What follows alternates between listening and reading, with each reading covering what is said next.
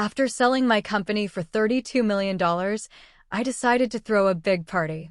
Right before the toast, I noticed my daughter-in-law slip something into my glass of wine.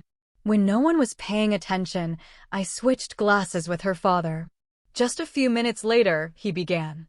After 32 years, I finally sold King Technologies, my life's work.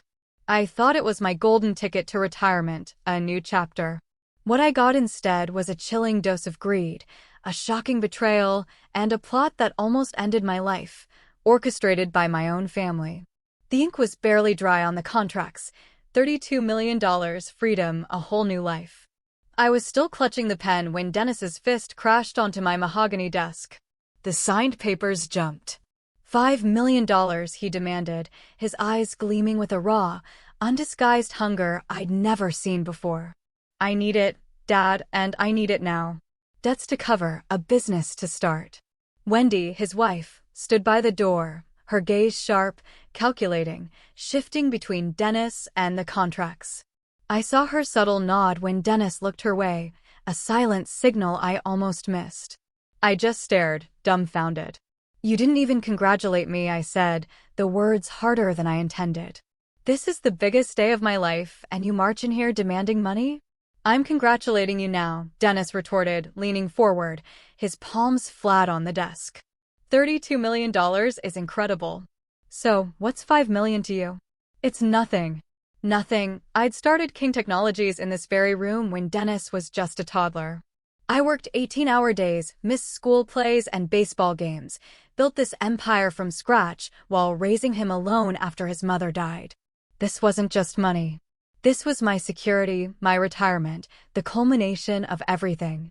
Dennis, you have no idea what this money represents, I said, gathering the contracts protectively. This is my security, my retirement. I've earned this. And I'm your son. His voice cracked like a teenager, even though he was 38. I deserve something for all those years you were working instead of being a father. The accusation hit me like a splash of cold water. Wendy stepped closer, her voice honey-sweet. Maybe we could discuss this more calmly. Dennis just thinks it would be wonderful if you could help us get started. Started? Dennis had been getting started for 15 years. Different jobs, different schemes, always needing money. And since marrying Wendy 3 years ago, those needs had grown exponentially. Come to the party tomorrow night, I said, tucking the contracts into my desk drawer. Bring Wendy's parents. We'll celebrate properly. I'll explain my plans for retirement. Maybe discuss how I can help you both, responsibly. Responsibly? Dennis's laugh was bitter. You mean like a loan with terms and interest? I mean like family who cares about each other's future. Wendy whispered something in his ear, and his face hardened. If you don't help us now, he snarled, straightening his jacket with sharp, angry movements, don't expect to be at your party. And don't expect us for Sunday dinners or holidays either. The threat hung in the air, thick as smoke. I watched my son transform into someone I barely recognized. The boy who used to sit on my lap, dreaming of joining the company, was gone. That would be your choice, not mine, I kept my voice steady. The party starts at 7. Your decision. Dennis spun back, his fists slamming the desk again, harder. A coffee mug jumped, spilling across quarterly reports. You're making a mistake, old man. We're your family. We deserve that money more than some savings account. Wendy placed a hand on his arm, but her eyes never left mine. Come on, honey. Let's give your father time to think about what really matters. They walked out, Dennis's shoulders rigid, Wendy's heels clicking. I heard their voices in the hallway, sharp and urgent. Wendy's words too quiet to catch, but her tone was unmistakable, planning mode. The front door slammed hard enough to rattle the windows. Through my office blinds, I watched Dennis rev his BMW, peeling out of the driveway. Wendy was already on her phone in the passenger seat. I sank back into my chair, staring at the coffee stains spreading across financial projections I'd never need again. 30 years of building something meaningful, and my own son saw it as nothing more than a lottery ticket with his name on it. Where had I gone wrong? When had my son learned to see family as leverage instead of love? Later, my oldest friend and business rival, Jim Patterson, called. Lester, you magnificent devil. 32 million? I heard the news. I suppose you're having a celebration tomorrow night at 7. His genuine excitement was a balm. Wouldn't miss it for the world, he said. This calls for champagne. Real champagne. That call made me feel steadier. Real friends understood. I called elegant events. Susan, I need everything perfect for tomorrow night. 50 guests, cocktails, dinner. Money is no object. This is the most important celebration of my life. My phone buzzed again. Dennis. I let it ring. 2 more calls. Then a text. Dad, we need to talk. This is important. Important to whom? Everything was always important to Dennis when money was involved. His credit card bills, his car payments, his get-rich-quick schemes. But my achievements, my dreams? Never urgent enough. Another text. Wendy's parents want to meet you before the party. Can we come by around 6 o'clock tomorrow? I stared at it. Homer and Mia Thompson, retired teacher and homemaker. Pleasant people, if a bit overwhelmed by their daughter's ambitions. Did they know about Dennis's demand? Were they part of Wendy's orchestration? My reflection in the kitchen window looked older than I felt. 65 years old, finally successful enough to enjoy life, and my only child saw me as an ATM. The wine bottle was half empty when I made my decision. Tomorrow's party would happen exactly as planned. Friends who genuinely cared would celebrate with me. If Dennis chose to stay away, that would reveal everything I needed to know about his priorities. Later, I pulled out the guest list. 28 confirmed attendees so far. People who'd supported King Technologies through good times and bad. Dennis's name wasn't on it. I'd assumed family would come automatically. Maybe it was time to stop assuming anything about my son. The family photo felt heavier than it should have when I lifted it from the mantel. Dennis at age 10, gap-toothed grin, holding my hand at the ribbon cutting for our first real office. Trust and worship shining in his eyes. That boy would have cheered about the sale, asked thoughtful questions about my retirement plans, hugged me before anything else. When had admiration curdled into entitlement? Wendy. It wasn't entirely fair, perhaps. Dennis had shown signs before her, the job hopping, the schemes, the distancing. But Wendy had crystallized those tendencies into sharp-edged ambition. I remembered their wedding. I hope you know how lucky you are to have Dennis, she'd said. He's going to accomplish amazing things with the right support. Right support. Code for money, I realized now. Within 6 months, Dennis's financial requests had doubled. Wendy's influence wrapped around him like expensive perfume. My phone buzzed again. This time I answered. Dad. Dennis's voice lacked yesterday's aggressive edge. Look, maybe we got off on the wrong foot earlier. I was excited about your success. Sometimes I express things poorly. A pause. Wendy thinks we should all sit down tomorrow before the party. Her parents are driving in specifically to meet you properly. Wendy thinks, not Dennis thinks. The distinction mattered. Your Thompsons are welcome tomorrow night, I said carefully, along with everyone else celebrating this milestone. But Dad, we really need to discuss the financial situation privately first, as a family. Financial situation, as if my retirement planning was somehow their emergency. Dennis, I'm not discussing money with you again until you demonstrate some basic respect for what I've accomplished. Congratulations would be a good start. The words came out sharper than intended, but I didn't soften them. I did congratulate you. No, you demanded payment. Very different things. Silence. Finally, a sigh. Fine. Congratulations on selling the company, Dad. I'm proud of what you built. It sounded rehearsed, probably coached by Wendy. But I heard something genuine underneath. A trace of the boy. Thank you, I said, my tone softening slightly. That means more than you know. The party starts at 7. Dress nicely. This is important to me. We'll be there. Another pause. Dad, I really am sorry about earlier, the money talk. That wasn't how I meant to handle things. I felt cautiously optimistic. Maybe Dennis could separate himself from Wendy's influence. Maybe family bonds could overcome financial greed. Saturday morning. The sun streamed through my bedroom curtains, promising a perfect day. My first thought wasn't about Dennis's apology. It was about the confirmed guests who deserved an unforgettable evening. I drove downtown, collecting the finest wine, fresh oysters, imported cheeses. Mr. King, I heard about your big sale. Congratulations. Vincent at Romano's beamed. Price is truly no object, I told him, surveying the premium section. My friends supported me for 30 years. They deserve champagne that costs more than most cars. 2 cases of Dom Perignon, 1996. 4 bottles of Chateau Margaux, 1995. $3,000 spent in 20 minutes, and I felt lighter with each purchase. Back home, controlled chaos. Susan's catering team had transformed my terrace into something from a magazine. White linens, crystal glasses, soft lighting, jazz. Perfect. Absolutely perfect, I declared after tasting everything. Every bite represented years of sacrifice, finally paying dividends of pure pleasure. At 4 o'clock, I stood on the terrace, surveying the transformation. This was what $32 million could buy. Not just financial security, but the power to create beauty, to share joy among people who'd earned their place at the table through loyalty and genuine affection. Dennis had demanded $5 million for personal debts.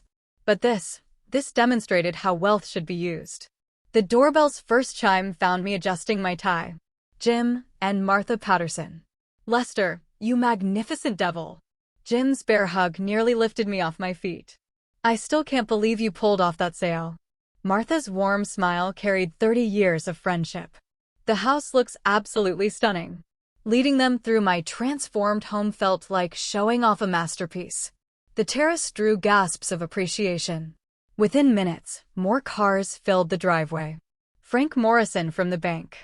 Dr. Sarah Chin, my doctor for countless stressful deals. My neighbors, the Costellos.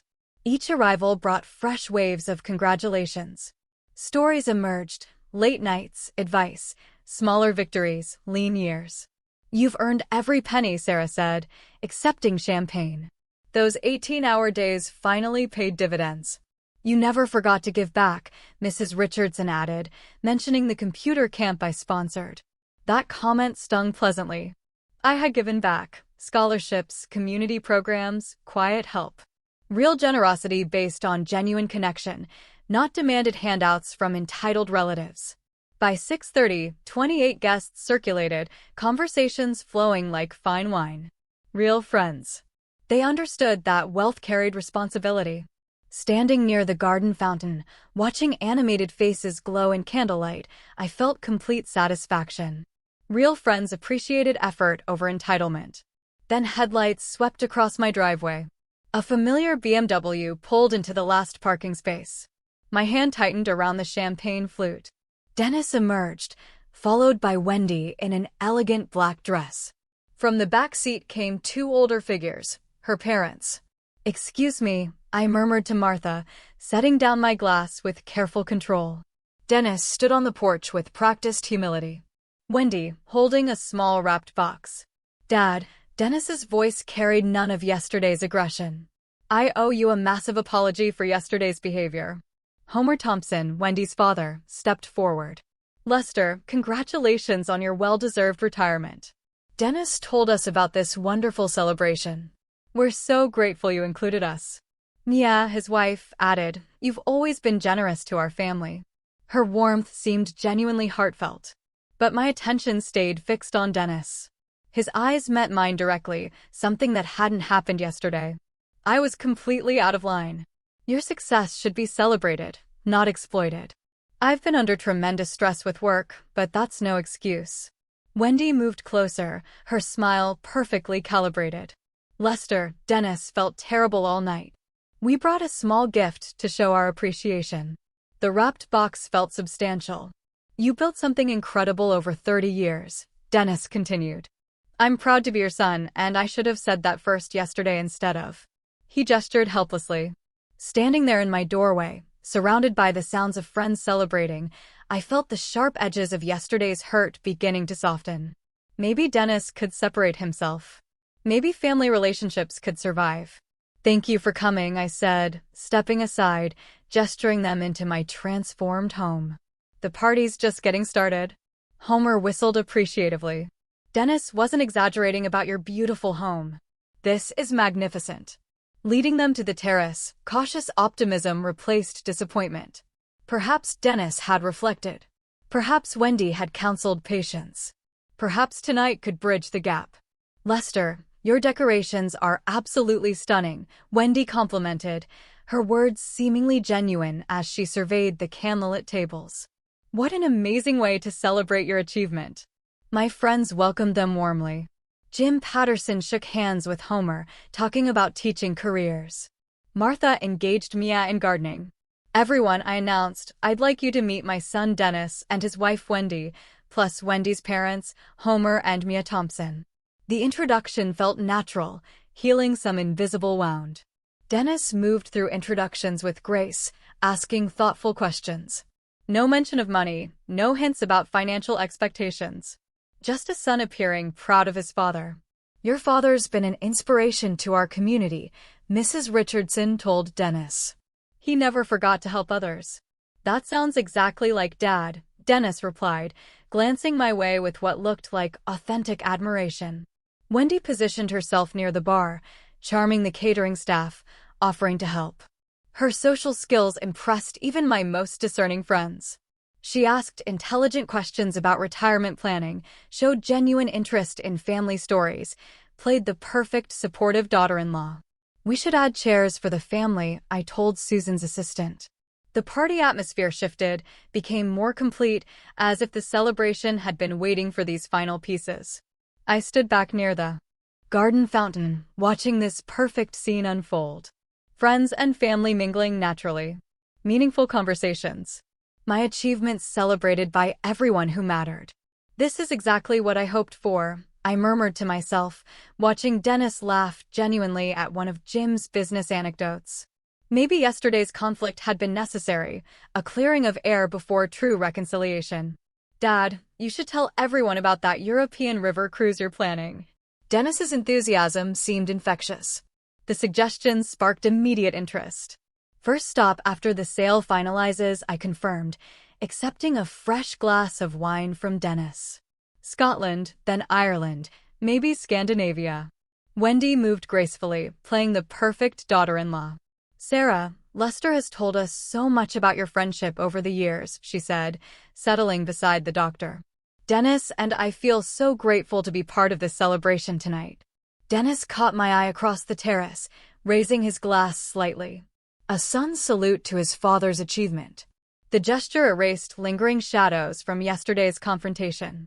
Whatever stress had driven his desperate money demand seemed resolved through tonight's genuine reconciliation. I can't believe I almost missed celebrating this incredible accomplishment, Dennis told Jim. My father built this company from absolutely nothing.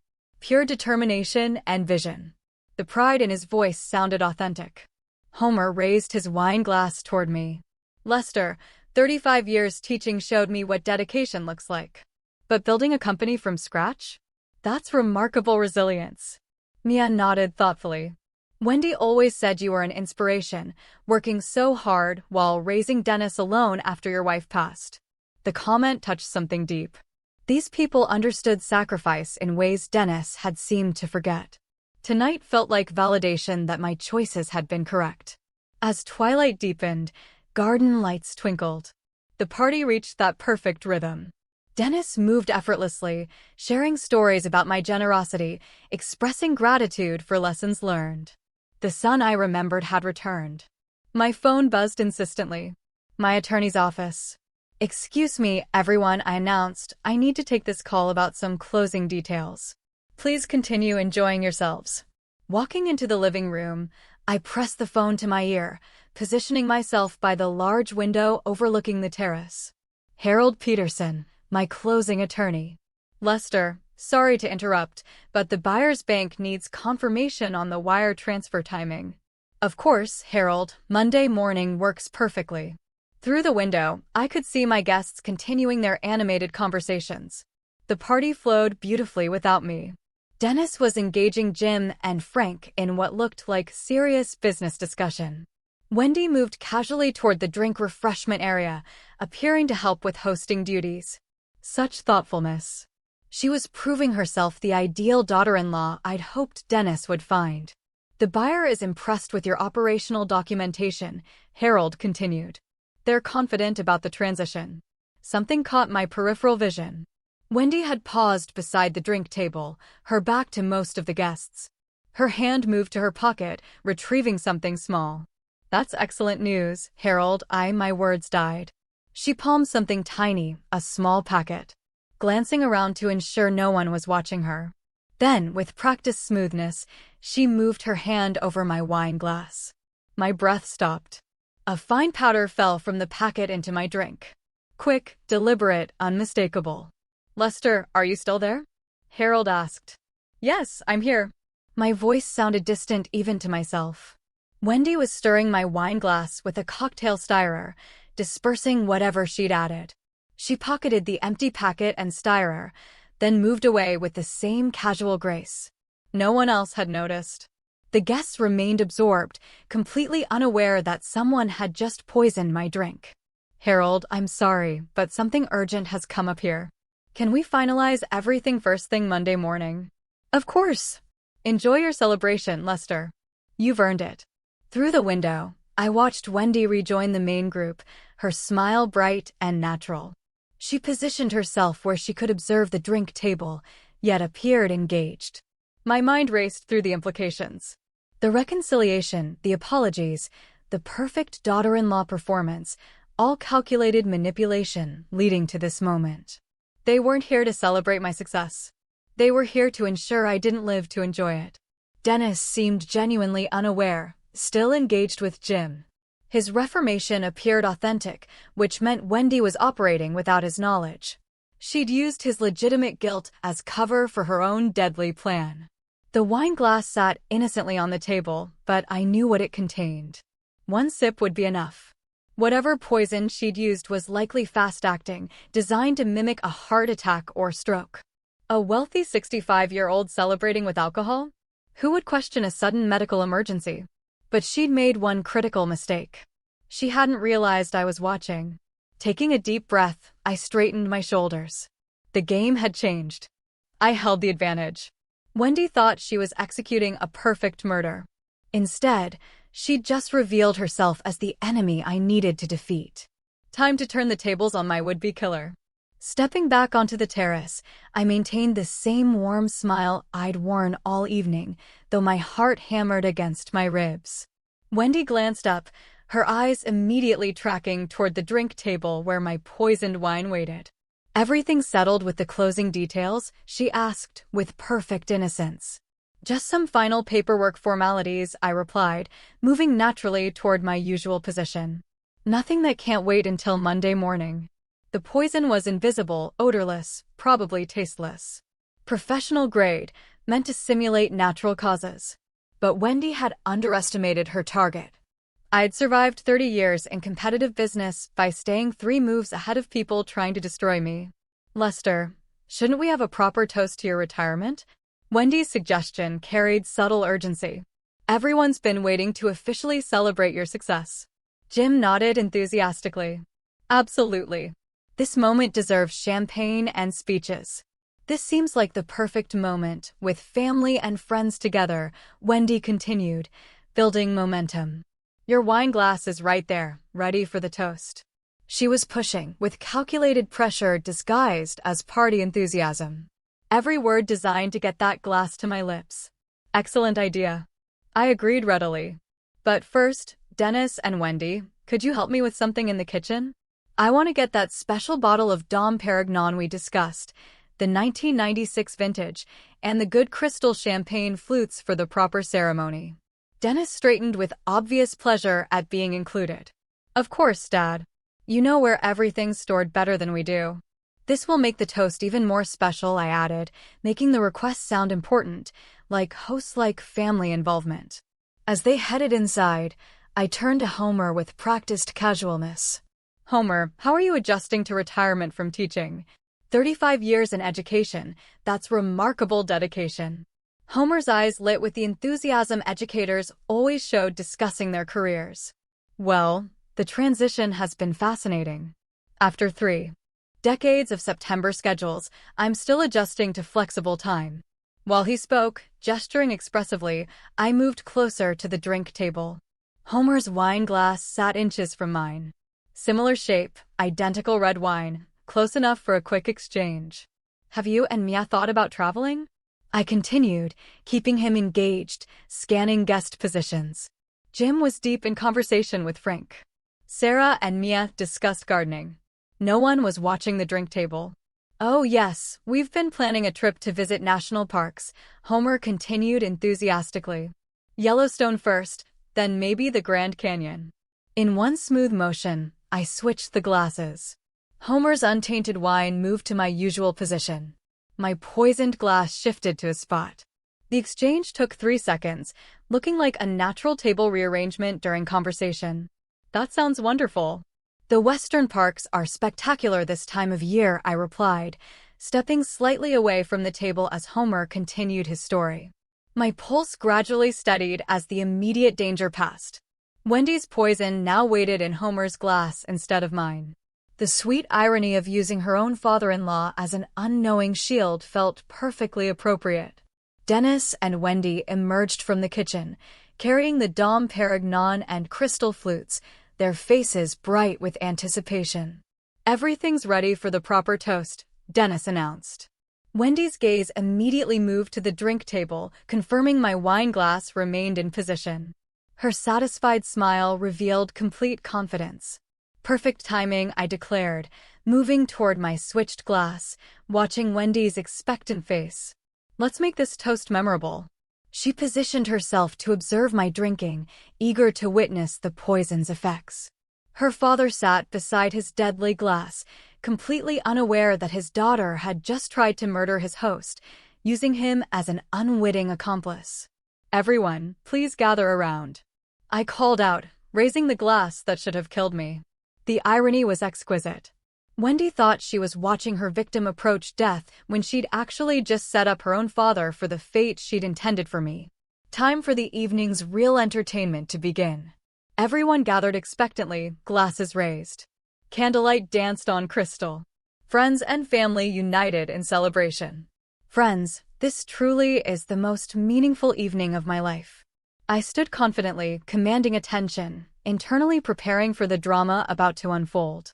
30 years of building something from nothing, and here I am, surrounded by people who matter.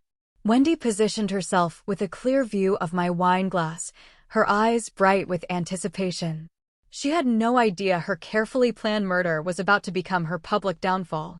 Your friendship and support have made this success possible, I continued, scanning faces that had supported me through decades of struggle.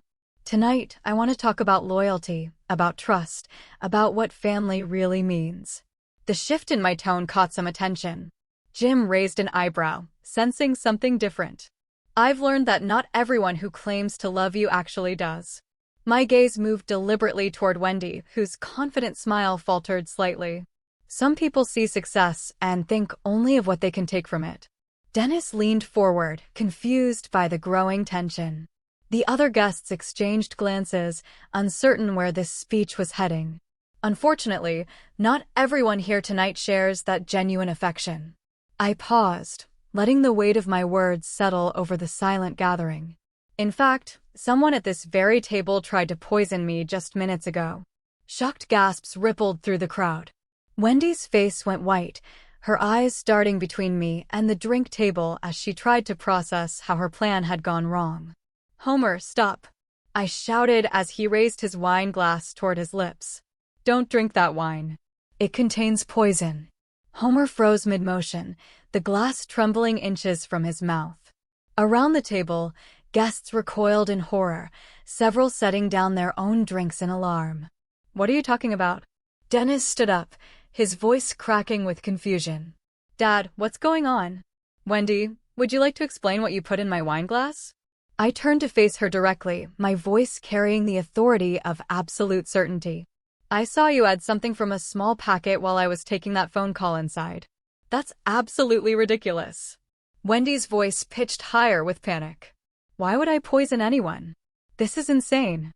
But her face betrayed everything. Color draining from her cheeks, hands trembling, her eyes calculating escape routes even as she protested innocence. You looked around to make sure no one was watching, I continued relentlessly. You stirred it in, then pocketed the evidence immediately afterward.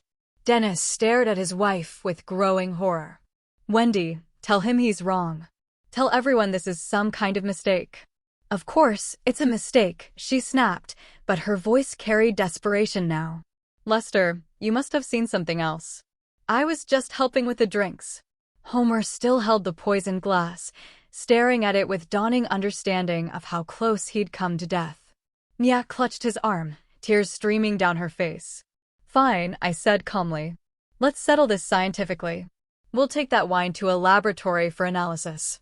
If I'm wrong, I'll apologize publicly. If I'm right, I reached toward Homer's glass. This will prove attempted murder.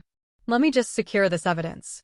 Wendy lunged forward with sudden desperation, her calculated facade cracking completely. You can't. She stumbled against the table leg with theatrical clumsiness, her hand striking the wine glass. Crystal shattered against stone. Red wine splashed across the terrace. Evidence destroyed in one accidental moment. Oh no! Wendy gasped, her performance utterly unconvincing. I'm so clumsy. I'm so sorry. The silence that followed was deafening.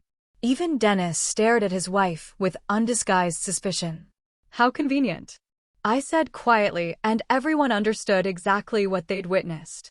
Wendy knelt beside the mess, making a show of trying to clean up, avoiding everyone's accusatory stares. That was no accident, Wendy. I stood over her, my voice carrying the weight of absolute judgment. You destroyed the evidence because you knew exactly what that laboratory analysis would reveal. I don't have to listen to these wild accusations. She shot to her feet, mascara streaked down her cheeks as panic replaced calculation. This is ridiculous. Dennis, are you going to let him talk about me this way? But Dennis was staring at his wife with dawning recognition. The money demanded yesterday, you pushed me to ask for $5 million. You said we deserved it immediately. You needed help with your debts. Wendy snapped, then caught herself, revealing too much. What debts? Homer asked quietly, his voice heavy with disappointment. Wendy, what have you done? Jim stepped forward, his lawyer instincts engaged. Lester, what exactly did you witness? I saw her add powder from a small packet into my wine glass while I was on the phone inside. She stirred it in, looked around to ensure no one noticed, then pocketed the evidence. I gestured toward the broken glass. When I offered laboratory testing, she immediately destroyed the proof. Sarah nodded grimly. The timing of that accident was remarkably convenient. Wendy's eyes darted between the faces surrounding her. Guests who moments before had welcomed her warmly now looked at her with disgust and suspicion. Even Dennis was stepping back, creating physical distance as emotional distance grew. We don't have to stay here and be insulted. She grabbed her purse, her movements sharp with desperation. Dennis, we're leaving now. Wendy, wait. Dennis looked torn, but the evidence was overwhelming. Maybe we should explain. There's nothing to explain because I didn't do anything wrong. But her voice carried the shrill edge of trapped guilt. Come on, we're going home. She stalked toward the house, her high heels clicking angrily. Dennis followed reluctantly, glancing back with an expression of confused shame. Dad, I don't know what to say. The truth would be a good start, I replied, but not unkindly. When you're ready to hear it. Homer and Mia remained frozen by the drink table, their faces etched with heartbreak and humiliation. Around us, party guests murmured, processing the dramatic revelation that had shattered the celebration. Car doors slammed. An engine roared, tires squealed as Dennis's BMW disappeared into the night, carrying away the criminals who had tried to destroy my retirement before it began. But Homer and Mia stayed behind, their shoulders bowed with shame, facing the wreckage of what they believed was their daughter's happy marriage. The broken glass crunched under my feet as I moved to comfort them. Because unlike their daughter, these were good people caught in circumstances beyond their control. I'm so sorry, Homer whispered, his voice breaking. We had no idea she was capable of something like this. Justice had been served, but now came the harder task of healing. The wounds that betrayal always leaves behind. Homer, Mia, look at me. I placed a gentle hand on the older man's shoulder. This is not your fault. You are good, decent people. Wendy made her own choices. But we must have missed something, Mia whispered, some sign that she could do such a terrible thing. Evil sometimes wears a perfect mask, Sarah said softly, joining our small circle. None of us suspected her true nature until tonight. Jim approached with a small brush and dustpan, already helping clean up the shattered evidence. Lester, your quick thinking saved Homer's life. How did you figure out what was happening? Pure chance, I admitted. I was by the window, taking a business call, when I saw her add something to my wine. At first, I couldn't believe what I was seeing. You handled that situation with incredible grace, Frank Morrison added. Most people would have panicked or confronted her immediately. Other guests gradually joined, their initial shock transforming into admiration. I keep thinking about how she encouraged that toast, Martha Patterson observed with a shudder. She was eager to watch you drink poison. But she underestimated Lester's intelligence, Dr. Chin replied. And now Homer and Mia are safe. That's what matters most. Homer raised his new glass toward me, his hand steadier now. To a man who proved that good can triumph over evil, even within families. To Lester. The group echoed, their voices carrying genuine warmth and respect. But I raised my own glass toward Homer and Mia instead. To people who show grace under impossible circumstances. Homer and Mia, you are welcome in my life always. Tonight taught me the difference between family you're born with and family you choose. Mia's tears shifted from sadness to gratitude. Your daughter's choices reflect her character, not yours, I replied firmly. You stayed when she ran. You faced truth when she chose lies. That tells me everything I need to know about your hearts. As the evening progressed, conversations gradually returned to celebration. The attempted murder became a story of justice served, friendship proven, and wisdom rewarded. Homer shared memories of my generosity, painting a picture of consistent character that made Wendy's betrayal even more shocking. He sponsored those computer camps every summer, Homer told the other guests. Never wanted credit. Just believed technology education could change lives. That's the Lester we know. Jim confirmed. Success never changed his values. By 10 o'clock, the last guests were departing with promises to stay connected. Homer and Mia insisted on helping with final cleanup, their way of contributing something positive after their daughter's destructive act. Standing on my terrace as they finished clearing tables, I surveyed the scene of my triumph. Justice had been served without legal complications. An innocent man had been protected. Toxic relationships had been severed cleanly. Most importantly, my retirement was beginning with absolute clarity about which relationships deserved my time and which people had earned their place in my chosen family. The contracts for my $32 million sale sat safely in my study, waiting to fund adventures with people who valued me for reasons beyond money. Tomorrow would bring new possibilities, free from manipulation and false loyalty. Tonight had proven that wisdom, patience, and quick thinking could defeat even the most calculated evil. And sometimes, the best revenge was simply letting criminals expose themselves to everyone who mattered.